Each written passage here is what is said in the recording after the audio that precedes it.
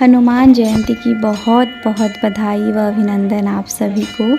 आज महाबली, महारुद्र, महावज्रा शौर्यवान वीर हनुमान प्रभु का जन्म जयंती है।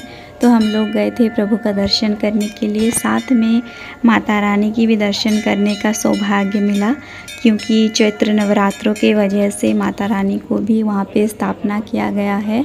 इतना सुंदर लग रहा था ना सजावट, जहाँ पे माता रानी को विराजमान किया गया था, बहुत ही अच्छा लग रहा था। और चैत्र महीने में हमारे कुल देवी देवताओं का, हमारे ग्राम्य देवी देवताओं का, हमारे इष्ट देवी देवताओं का पूजा किया जाता है। तो एक साथ प्रभु का और माँ का दर्शन करके बहुत ही अच्छा लगा। भक्तों की भी भीड़ लगी हुई थी मंदिर में। और आज महाविषुव संक्रांति, पणा संक्रांति यानी ओड़िया नववर्ष की शुरुआत भी हो रही है। तो हम जितने भी ओड़िया लोग हैं, हमारे मन में हमारी परंपरा, हमारे संस्कृति को लेकर हमेशा सद्भावना, हमेशा सम्मान बना रहे, यही मैं प्रार्थना करती हूँ। साथ में आज है हमारे भारत संविधान के रचयिता डॉक्टर भीमराव अंबेडकर जी का भी जन्म जयंती। तो आज के मेरे इस छोटे से ब्लॉग में आप सभी लोग बने रहिए और एंजॉय कीजिए।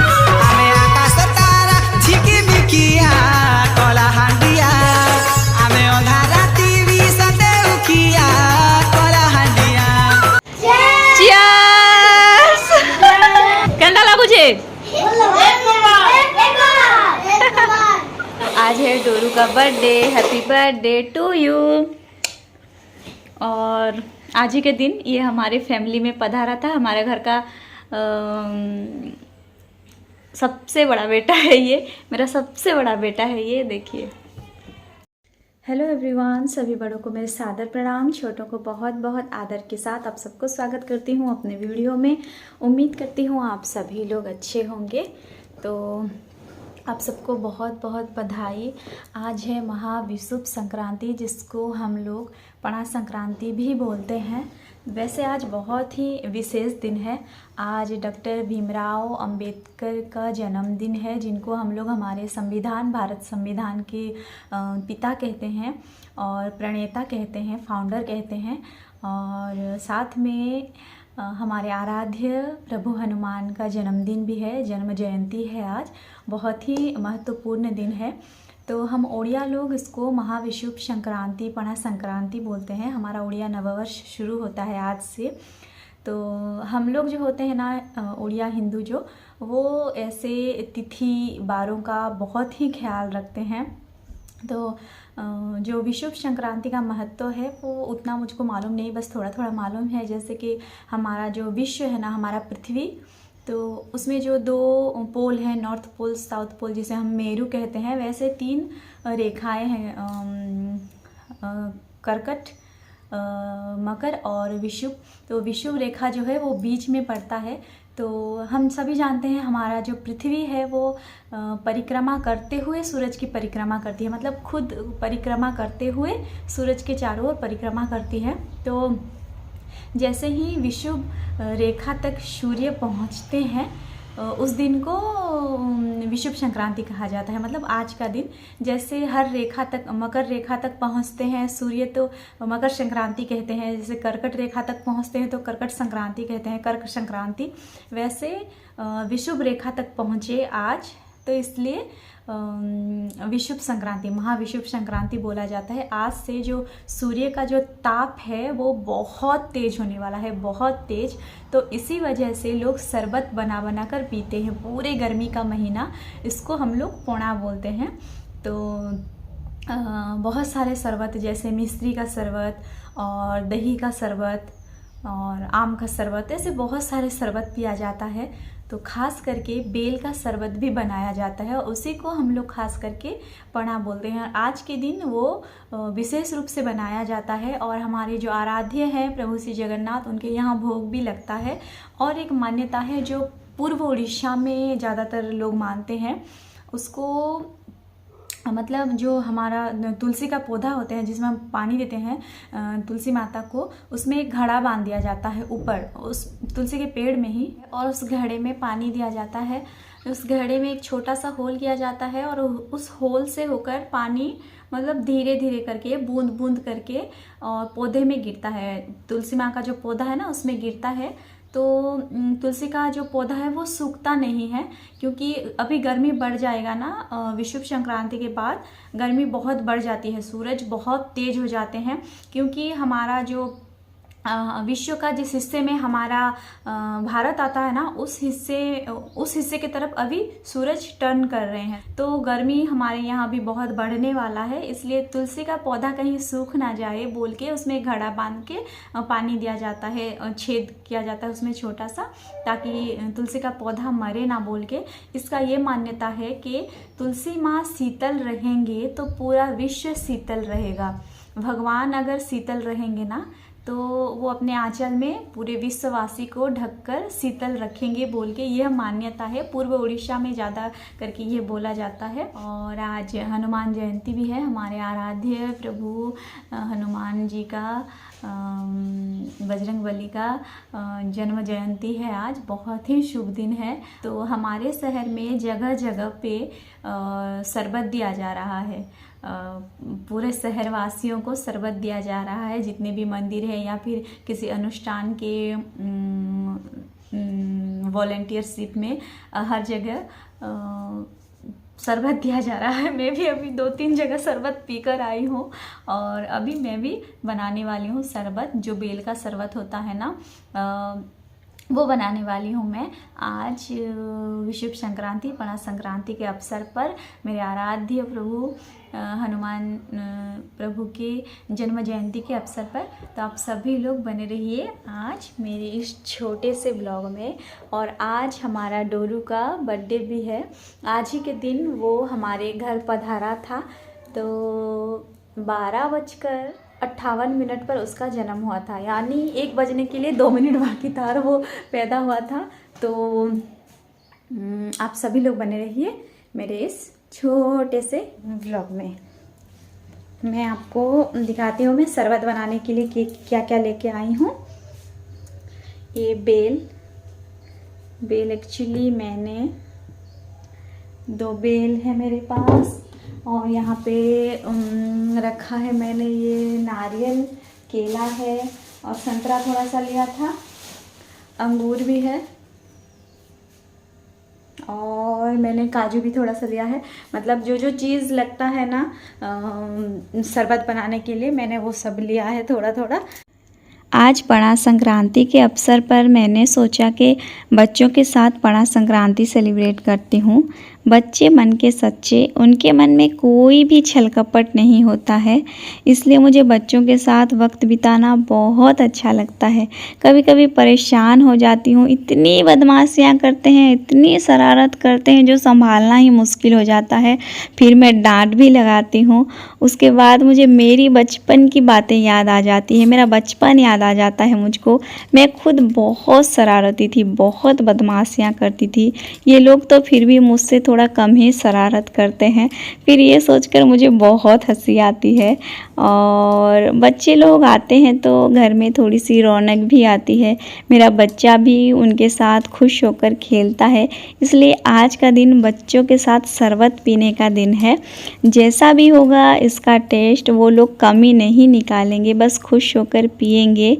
और सच में पता नहीं इसका टेस्ट कैसा होगा, मुझे भी नहीं मालूम, क्योंकि कुछ लोगों को बेल का जो अरोमा होता है ना वो उतना पसंद नहीं आता है।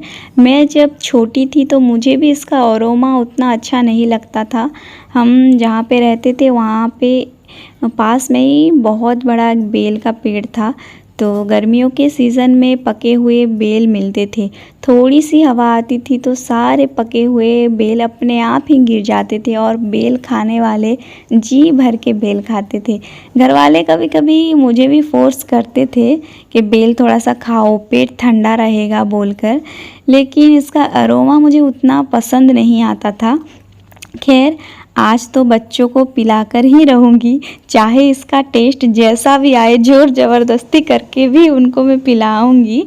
आज मैं जब मंदिर गई थी तो देखा कि हमारे शहर में बहुत सारी जगहों पे शरबत दिया जा रहा था। पणा संक्रांति के अवसर पर शरबत डिस्ट्रीब्यूट किया जा रहा था।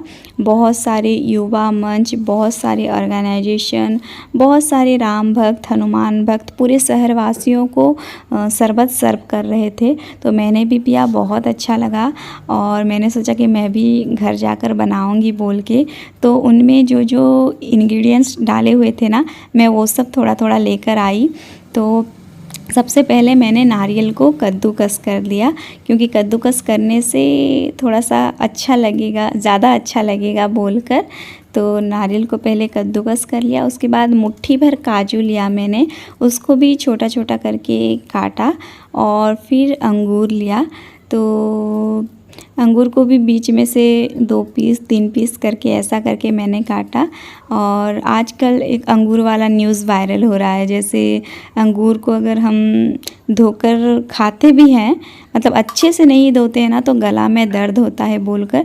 तो मैंने तो बहुत अच्छे से धोया। उसके बाद एप्पल लिया और एप्पल को भी छोटा छोटा करके काटा। और अब बेल की बारी, तो बेल को मैं तोड़ रही हूँ अभी। और आप देख सकते हैं कितना मतलब अच्छे से पका हुआ है।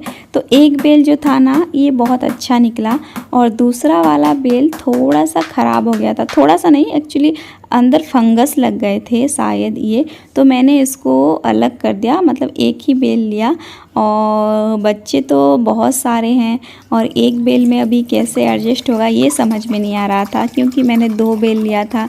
अभी एक में ही एडजस्ट करना पड़ेगा, इसलिए मैंने पानी की क्वांटिटी थोड़ा सा ज़्यादा कर दिया और बेल को ऐसे मसल मसल के डाला। एक्चुअली इसमें एक बीज होता है छोटा छोटा वाला, गम जैसा होता है, वो चिपचिपा सा होता है। तो उसको निकाल के बेल को पानी मिलाकर ग्राइंडिंग भी करते हैं। तो ग्राइंडर ख़राब हो गया है, इस वजह से मुझे हाथ में ही ऐसे मसल कर पानी में डालना पड़ रहा है। और बहुत ही मतलब सॉफ्ट लग रहा था, अच्छा लग रहा था। तो एक ही बेल में जैसे तैसे करके भी एडजस्ट करके पिएंगे, क्योंकि बच्चों को बोल दिया है तो अब मैं क्या कर सकती हूँ। और शरबत तो पिलाना ही पड़ेगा ना सबको, बच्चों को, इसलिए मैंने निकाल लिया उसके अंदर जो भी था। और अभी मैं उसको ऐसे मतलब व्हिस्कर से राउंड घुमा रही हूँ। और मैंने फिर इसमें चीनी डाला, तो ज़्यादा चीनी नहीं डाला, पानी के हिसाब से मैंने 5 चम्मच दिया। कुछ लोग ज़्यादा मीठी चीज़ को स्वादिष्ट समझते हैं, लेकिन मेरे नज़र में ज़्यादा मीठी चीज़ स्वादिष्ट नहीं होता है। और जितना सेहत के लिए अच्छा होता है उतना ही खाना चाहिए। तो फिर मैंने उसको मिलाकर ऐसे छान लिया दूसरी जगह पे, और आप देख सकते हैं इसका कलर। फिर इसमें मैंने सब कुछ जो भी रखा था रेडी करके वो सब डाल दिया। और आप देख सकते हैं बेल शरबत अभी तैयार हो गया है। तो मेरा बेल शरबत तो अभी तैयार हो चुका है, लेकिन मैं 2 जन का इंतज़ार कर रही हूँ। बहुत ही स्पेशल पर्सन है जिनको कुछ दिए बगैर अगर मैं खाती हूँ ना तो मेरा खाना नहीं पचता है, और वो हैं मेरे ननंद और देवर।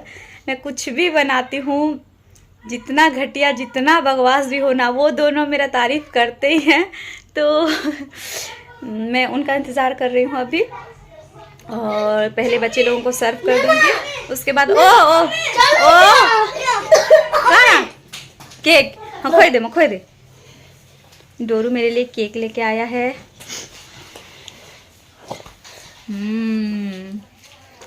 Happy birthday. आप कैसे हो दोस्तों? डोरू के दोस्त भी आए हैं, देखिए। तो बच्चे लोग भी आ गए थे और मुझे सर्व करना था उनके लिए। तो मैंने जैसे ही थोड़ा सा टेस्ट किया ना, मुझे चीनी बहुत कम लग रहा था, फीका फीका लग रहा था। एक्चुअली मैं चीनी ज़्यादा नहीं खाती हूँ, लस्सी में हो गया, दूध में हो गया, या फिर नींबू पानी में बहुत ही कम चीनी यूज़ करती हूँ। तो बॉर्नवीटा था मेरे पास, मैंने वो डाल दिया इसमें ताकि बच्चे लोगों को पीने में थोड़ा सा मज़ा आए बोलकर। और उसके बाद सर्व किया, तो मैं थोड़ा मतलब कम ही सर्व कर रही थी, क्योंकि ना पता नहीं किसी को अच्छा लगेगा नहीं लगेगा बोलकर। तो चलिए फिर आप सब भी बच्चों का एंजॉय कीजिए। Cheers! ચીયર્સ કેન્ડા લાગુ છે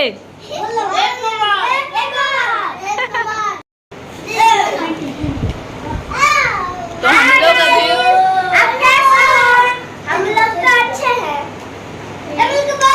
हम लोग अभी बेल शरबत एंजॉय कर रहे हैं तो